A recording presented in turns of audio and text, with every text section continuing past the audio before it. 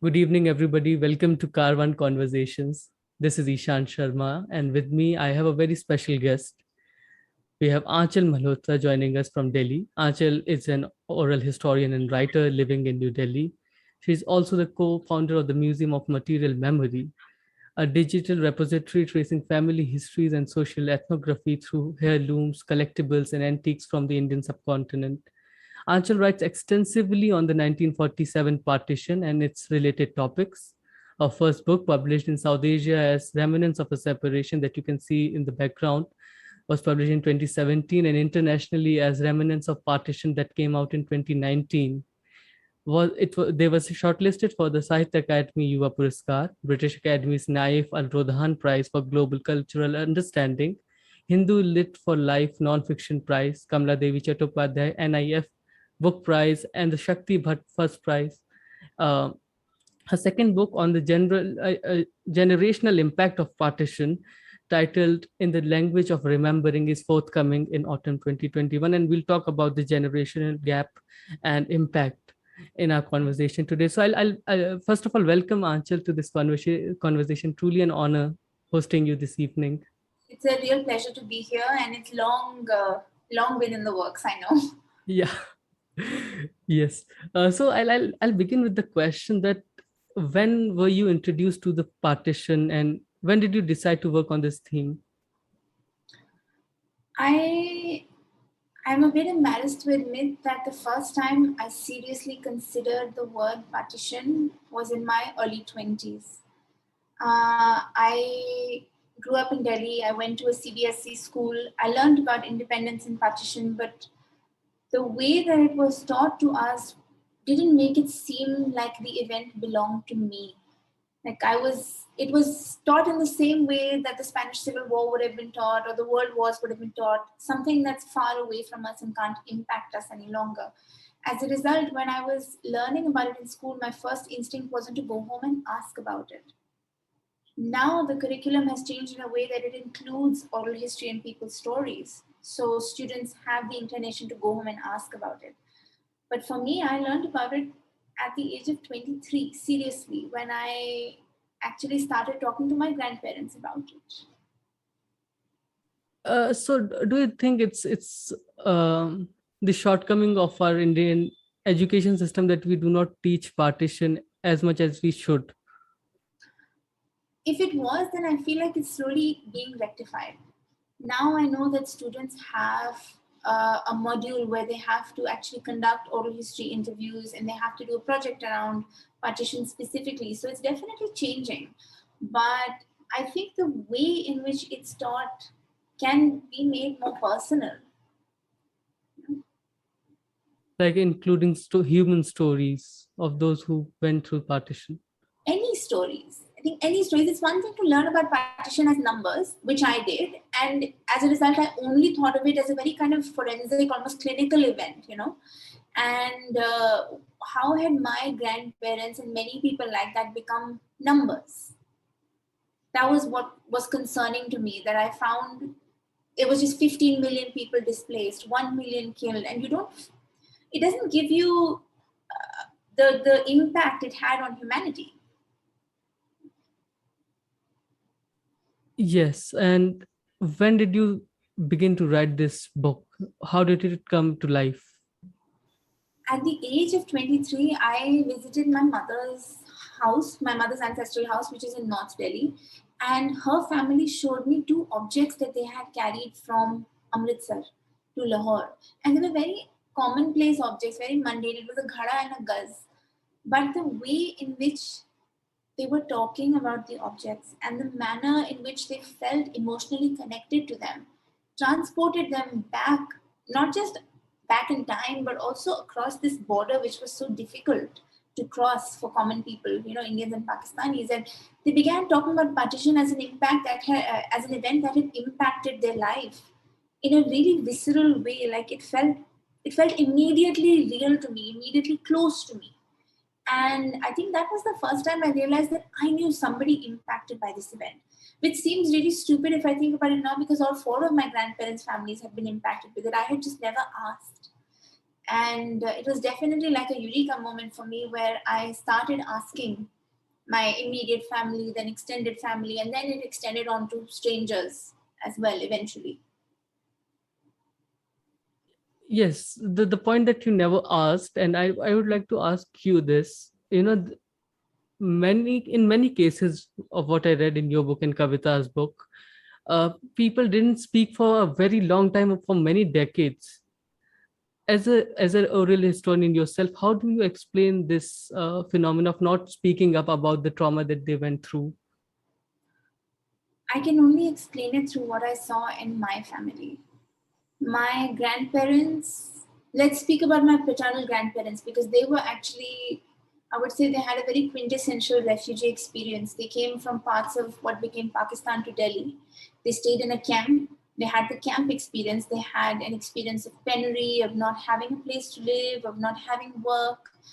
And I think that it was such a sudden shock to most people. Like, they did not ever anticipate not just partition happening, but also partition being a permanent thing. It really tells you about the disbelief that people had in the actual event of partition itself. Even if they were going to say anywhere across the border, they believed that they would return to their homes. So I think when my grandparents came to Delhi, they started staying in Kingsway Camp, which is in North Delhi, and they started having to literally fend for themselves. It was hand to mouth. So much was hand to mouth. There was so much struggle in terms of getting work, women's education. My grandmother worked in the morning, went to college in the evening. So I think that the everydayness of life took over the luxury that they may have had to talk about these things. And then what I always think about is, what is the language of loss? What is the language of trauma? What could they have said? How could they have explained something like that? Because if I think about it, I have had so many years of removal from the event of partition, and I still can't explain it to people.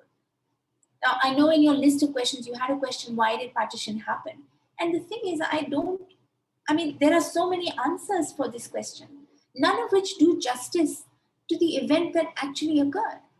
So I think that it was too soon to speak about it, and they got very busy trying to remake their lives in a new place where they had to speak a new language. They had to literally stand on their feet. My grandmother says कि पाकिस्तान में हम पर्दे में रहते थे, यहाँ पे पर्दा उतर गया, दुपट्टा उतर गया. They really did feel a sense of economic independence because they were actually earning for themselves. And then I don't think they ever wanted to pass on those memories to their children. So it became something that you didn't talk about. And eventually it receded into silence. And it's kind of like, the word partition is so, it reverberates, like it has an electricity to it, and you can't explain why. But I know when you mention it to anyone from India, Pakistan, and to an extent Bangladesh as well, they feel it. But it remains a really old wound for people. And if partition has been a story of silence, then that silence has been practiced by the generation that lived through it. It is for that reason. It's because it's difficult to approach. We don't have a language for trauma. We're not given that language. Like when I started asking my grandparents, I didn't know the questions to ask, which is something that a lot of young people ask me, how can I start? How do I start asking at home? And it's so different for each person, because Yes. when I started, I didn't like, how can you possibly approach such a deep and dense tragedy, which you have not witnessed, maybe even a shade of, So, yeah, I read about your grandmother's story, how she came to, and it was truly a heartbreaking and motivational at the same time, because it gives hope that in any circumstance you can still remake your life. But the question that the point that you mentioned, that people did not anticipate the Mhm. circumstances of this, and people like Azra Haq, who was in the army at that time, they supported the idea of Pakistan. And then they said we didn't anticipate that we had to leave this and there would be so much of bloodshed. And I think that you mentioned these human stories. I think the reason of partition lies within these fragments that are these stories. So when you it's like a jigsaw puzzle. When you assemble it, you'll get a whole the complete picture of partition. May. Yeah, Yeah, but may. because of this silence, many stories are lost, I think, because that generation is probably in their 80s and 90s right now, and it's very important to, I think, document those stories. Yeah, I mean, that's one thing. They're old, but also their memories have faded. Like everyone doesn't have such a sharp memory to remember all the nuances. That being said, though, what they do remember is quite specific. Like the memory of that time is not vague, it's very specific. But when you take into consideration ailments like dementia, Alzheimer's, it confuses people. Like when my grandfather was on his deathbed, he held my grandmother's arm and said, "Chalo Delhi chalte hain." And she said, "Hum Delhi mein hi hain. We are in Delhi."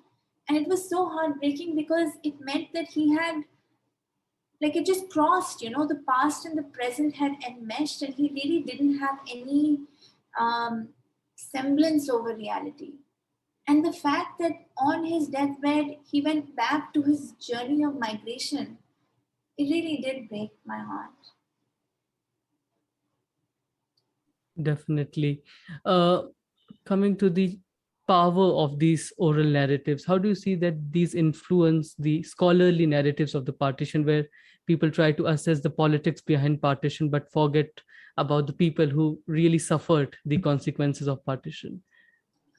I always say that I don't think oral history can exist in isolation from academic or archival history, but the opposite is equally as true. The academic and archival accounts cannot exist in isolation from oral history because they are reports of people's lives and events that impacted people. So they have to, even in remnants, like, yes, I did a lot of oral history interviews with people, but as far as was possible, I tried to back it with the actual reported events of what happened in that particular area or neighborhood, if I could. That being said, I don't think that the discipline of oral history is given the respect that it deserves yet. And I find it a bit, I, I don't quite know how to explain it, because in the subcontinent we are people made of stories. We are natural storytellers.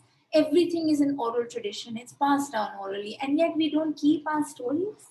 Yet we don't pass down these stories, and it feels, if I think back to my early days of interviewing, and I think back to how many questions I was asked from people, when I would ask them, "Can you tell me what happened to you?" And they would say, "Why do you want to know? What is it going to change?" My grandfather was very assertive about asking me, "What is it going to change? The past will not change. I won't be back in Pakistan. I won't be back in my home. So, what will you change by knowing?" And he was quite determined to hold on to his story, not tell his story. But the thing is that oral history does something that, in some ways, I don't know, academic scholarship may not be able to do, which is to look at things subjectively. Like, the event of partition is a tapestry of experiences. And one thing that I find incredibly unjust to the experience is how it is conveniently painted in a monolithic violence.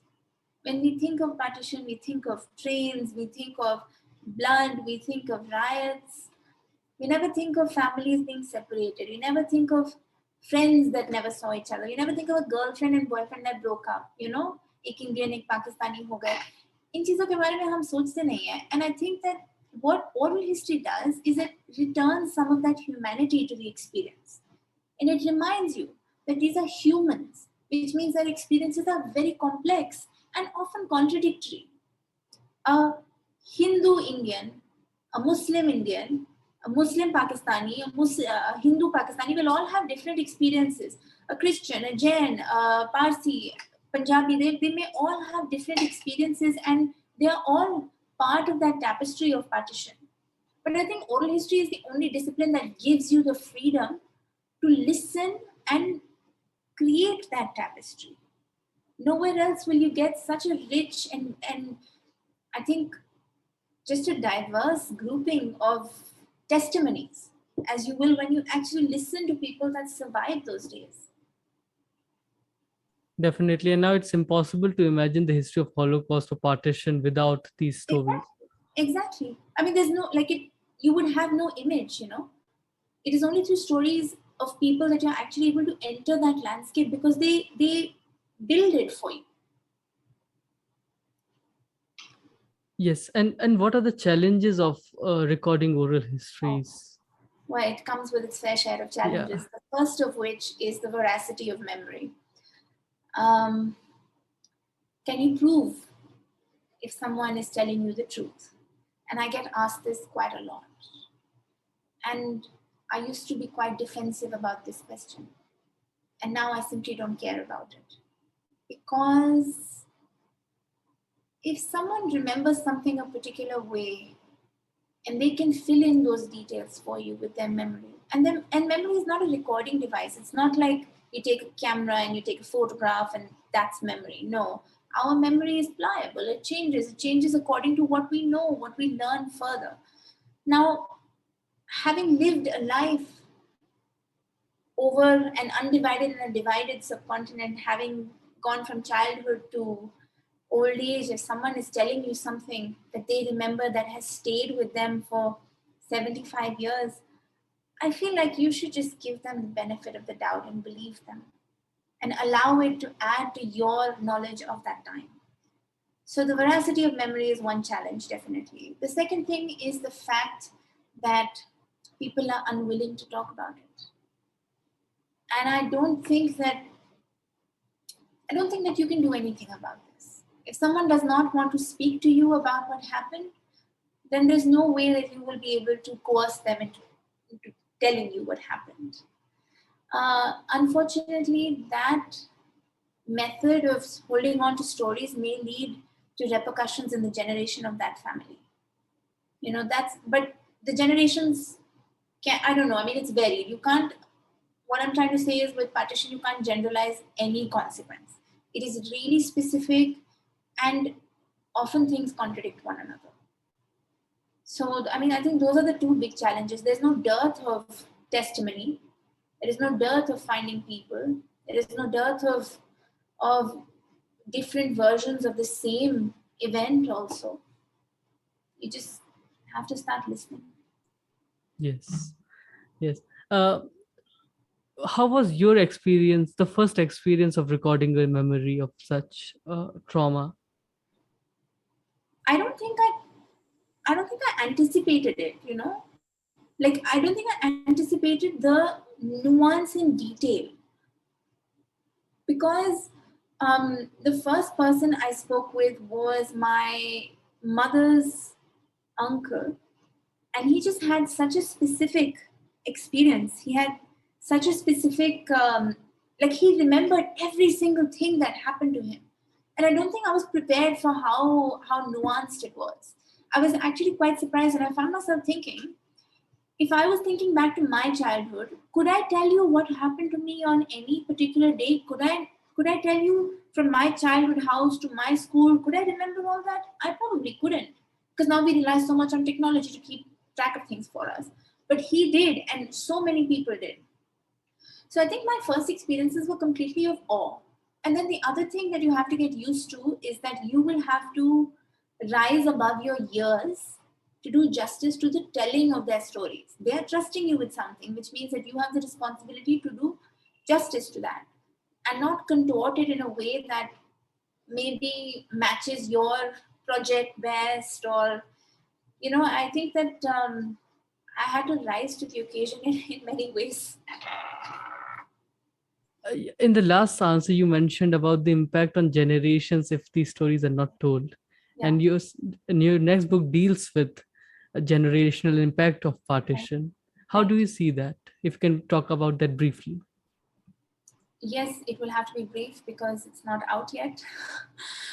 um, well, so this is something that The reason why I started working on this book was because I was curious about how stories are dissipated through the generation. And just like you can't generalize with the story of eyewitness experiences, you can't generalize with their subsequent generations either. Some people are lucky enough to hear stories since childhood. I wasn't one of those people, but I know many people were. Some people have learned stories in the last year of the pandemic. Some people have no idea what happened to their family. I ask a question, then it's met with silence. So I think that part of the reason to embark on this book of generational narratives was that I had never read a book like that. There are so many books on the generational narrative of the Holocaust, where subsequent generations are trying to understand their relationship with an event that they have not lived but has shaped their lives in some way. Why is there no book like that for partition? And if I wanted to read it, then I could also write it. And the thing is that everyone has a different connection to it. Like even within my family, my parents, me, my sister, my aunts, we all have a different connection to that event we haven't witnessed. Has it shaped us in some way? For us, it may be indirect. For other people, it may be more direct. For people that are living in contentious places of this nation and our neighbors, partition may be an everyday aspect they have to deal with. So, in this forthcoming book, I was very lucky to speak with people from Pakistan, from Bangladesh, from India, north, south, east, west, all parts, the diaspora, Americans, English men and women. And I think that, I don't know, I feel like in many, particularly when speaking to Pakistanis and Bangladeshis, the perspective is really different than your own. And it really made me feel like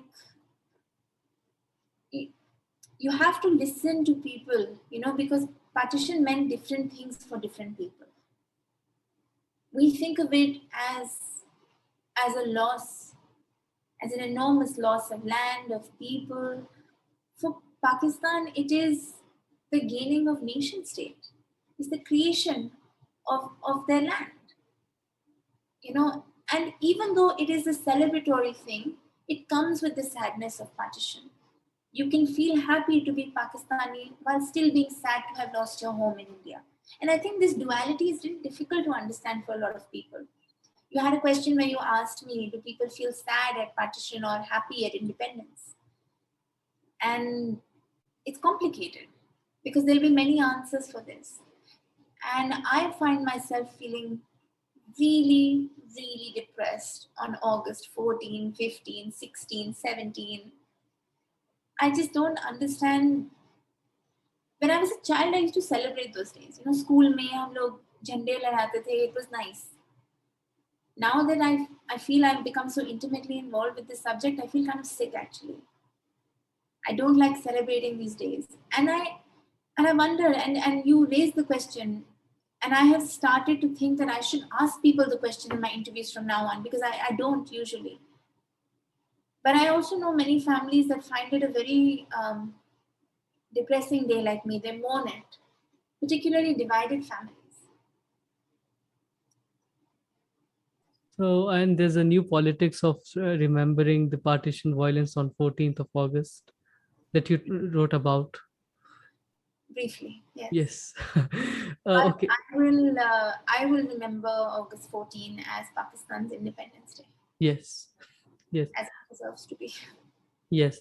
Uh, do you think these stories are strong enough to bridge the gap between India and Pakistan that exists between governments and because of the government, because between people also?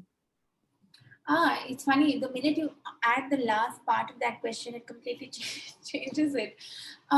Because I was, what to say? Firstly, do I think these stories are powerful enough to bridge the gaps between Indians and Pakistanis? Yes, because I've seen it happen.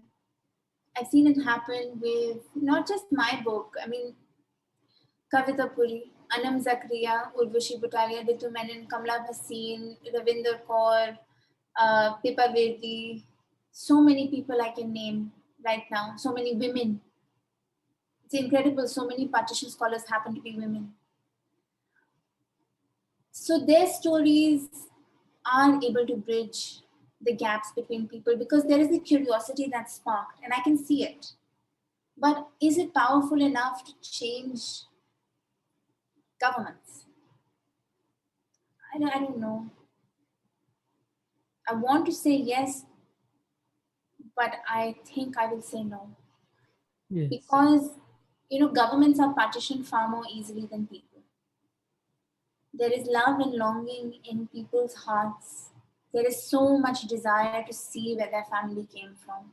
And I think that's really what stands out for me. Now, I've been doing this work since 2013. The number of times I have heard, like, actually, if I had money for every time I heard, I wish I could go back to my home. Or I want to see where my grandfather came from, I would be a really rich person. Because it is in everyone's mind and heart. They wish so deeply to walk on that soil with dignity, To go back to the mitti. to go back or to go for the first time. Some people have lived and relived it in memory. It's like they've literally, it's in front of them. They close their eyes and it's in front of them. And they can never go back. So I think that, I don't know whether things will get better in my lifetime. I can only hope. I really can only hope that people start. I don't know. I'm in no part am I lawmaker, policymaker. I can't. I'm only someone that knows how it feels to be separated from their home, and I know a lot of people share that feeling with me. So all I can do is write about it and talk about it and hope that at some point it makes an impact. Okay, on a lighter note, Oh, yeah. with partition, because it's all going very heavy for The everyone. story But of my life. yes, yes. So on a lighter note, with partition, food also got separated. So when you were in Pakistan, did you try murg chole? I'm really sorry to break your heart like this, Ishan. I'm not a foodie Yeah. at all. I am actually, like, it's pretty sad. I'm a Punjabi who cannot eat any wheat, so it eliminates half the delicious Punjabi food and half the delicious food in the world. But I'm not a foodie, so sorry, I don't think I have exciting things for you. I just remember thinking, like, the breakfast was so, मतलब it was very meaty. ये तो मुझे याद है. सुबह सुबह meet खाते हैं लोग, and I was in awe of people that could consume it. I was completely, like, floored. Think about the Yeah. Mughal rulers then. Yeah.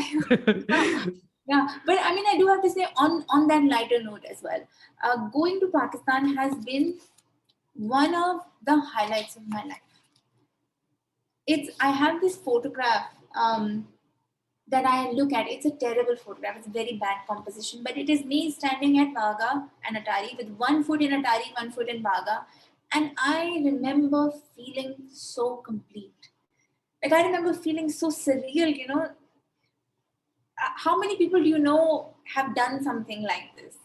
And it feels insane because they are just here. They are right next door. And this tiny little thing of walking across a white painted line is giving me so much joy. So much joy.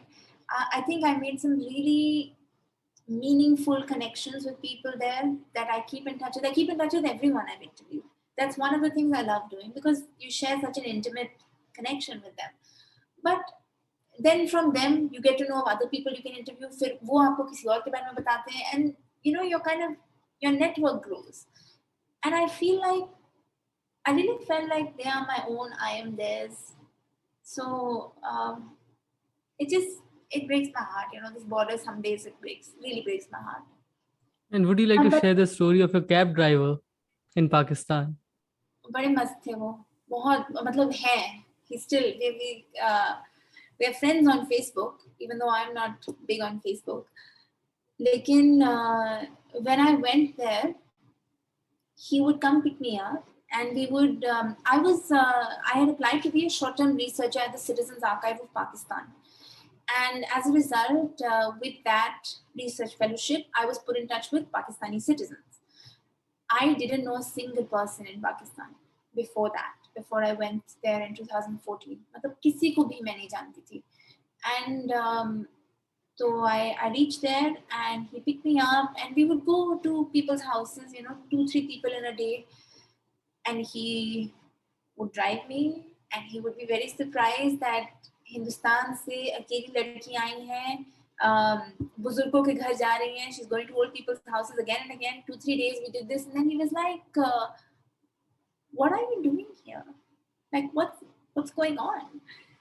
And I ended up explaining my project to him and then he completely got on board with it. I mean, I was amazed at how, he just embraced it. So he would, when I would be inside speaking to my interviewee, he would be talking to the guards, he would be talking to, whoever he could talk to and be like, आपको पता है कि वो हिंदुस्तान से आए थे? और आपको पता है कि वो ऐसे आए थे क्या? कुछ कहानियां आपको पता है क्या? So he would collect his stories and I would collect my stories and we would share these stories and then I would write it. But it was so collaborative and I think that, he provided unique perspectives to me that I just couldn't see. Sometimes you can't see beyond your own thought process, your own privilege, दिखता नहीं है हमें. तो वो he would offer me these like dollops of Punjabi wisdom. And it was so nice and it was so refreshing and he felt like he really embraced the work that I was doing. And he kept me really safe. वो अभी भी पूछते हैं कि आप वापस कब आ रहे हैं और I will come to pick you up and everything, So, and the thing is, I always keep these connections.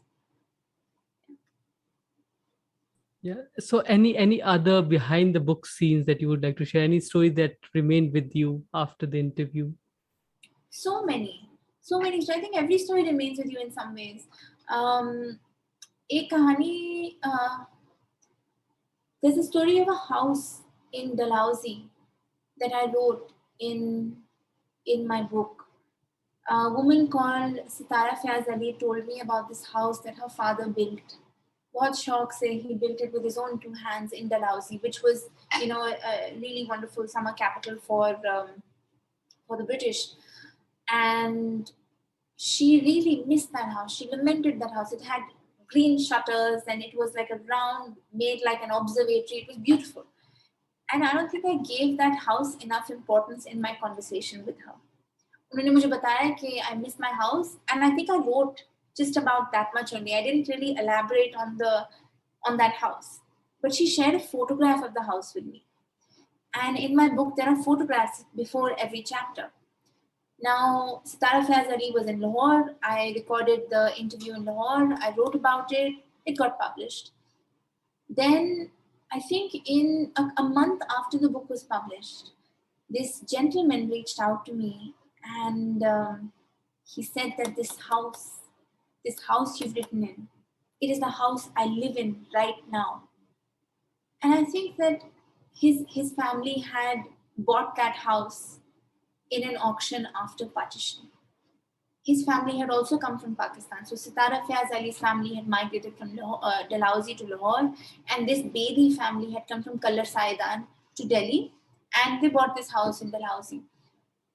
And when he said, "This is the house I live in," I think I just burst out crying.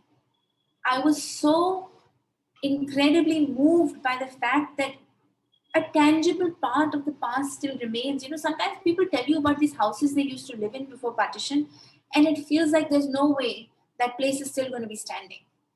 And then someone else comes and says, actually, it's standing, and it's my house, and we haven't touched it. It's the same. And I was just so, I was so moved by it. And I remember calling Mrs. Ali and saying, "Okay, I found your house." And she was so sweet. She said to me, "I really hope they send us a photograph of the house."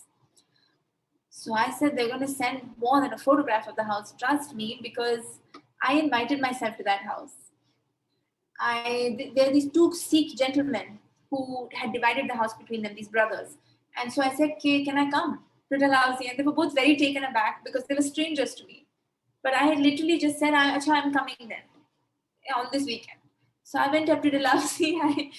12 घंटे लगते हैं दिल्ली से, 12 hours. I went up and I remember driving up, it was like this kind of slope, and I look up, and there is the house. It has green shutters, it is round, it's like an observatory. I swear I could have melted in a pool of emotion at the moment because I was so overwhelmed.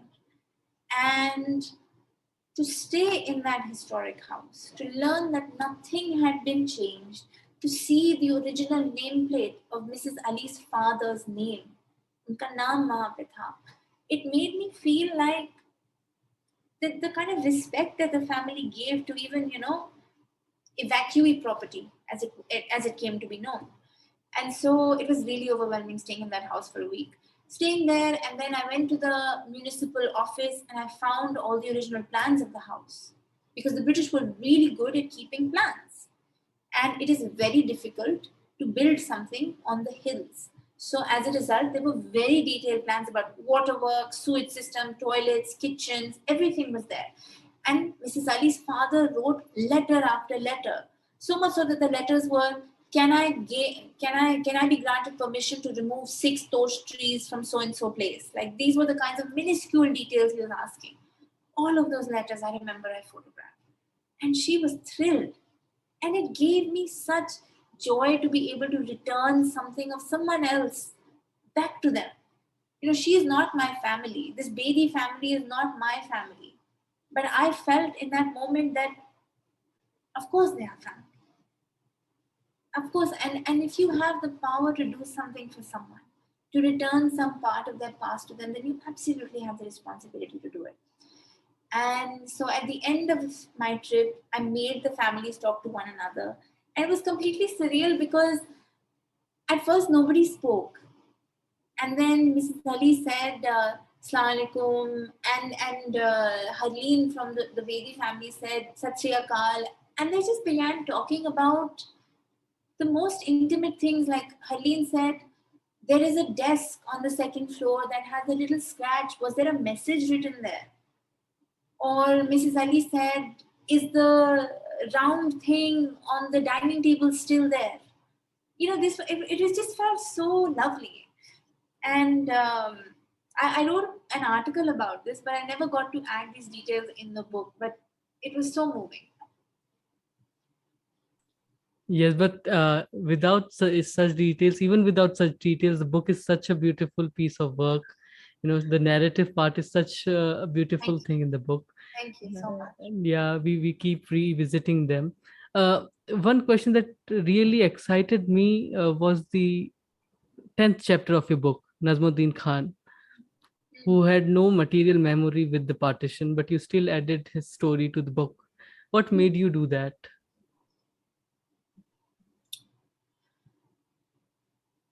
He educated me. He taught me about loyalty, nationalism, patriotism, jingoism. Taught me the difference between all of those things. He taught me how to be an equal citizen of this country, what it means to be a citizen of this country, what this country was formed on. And I felt like those teachings were as tangible, palpable, essential as any object. I left that interview completely changed. And everybody taught me something, but he just taught me to be a better person, to be a more respectful person. And he taught me about me and my land, our land. I thought it was really important for young people to know what the difference between patriotism, nationalism, and jingoism is. And he does that. Now more than ever. Exactly. Exactly. It kind of breaks my heart how many times I return to his words. Yes, and when he said, we are Muslims of India, why should we leave our land? The validity of that question still stands today. Definitely. So my last question for you, how do you see the legacy of partition in today's world? Ongoing. I see it as ongoing. To people who say partition is finished, I say I wish that were the case. And as you said, it still haunts the generations. I mean, that's one thing, the ongoing memory is one thing, but the very physical, political, social, ethnographic, religious aspects of partition are ongoing. Whether it is the situation in Kashmir or the origin of the NRC that started as a result of post-partition migration, I feel like these are really real things that have carried on. So you can't discount the legacy as ever evolving, unfortunately. Definitely. So, with that, we come to an end of this episode of Car1 Conversation. Truly an honor, Aanchal, to be. It was such a pleasure, Ishan. Thank you so much. Your questions are so insightful, and it has just got me thinking a lot as well. Thank you so much. And I look forward to hosting you again for your second book that hopefully will be there in October or November, hopefully, whenever you come up with that. And I think all the listeners who are listening to us right now should just close this video, just end this Clubhouse thing and go to Amazon, get this book ASAP, and just read the thing, because I think it's but truly. Even if you want to go one step further, then order it from your local bookshop. Yes. Sorry, Yes. I'm so sorry. Yes. I Yes. That's very important. Yes. Yes. And if you are in Delhi, you can visit Khan Market, hopefully, and you can email Aanchal so that you can get a signed copy as well. Yes. And Yes. thank you so much, Aanchal. It was truly an honor.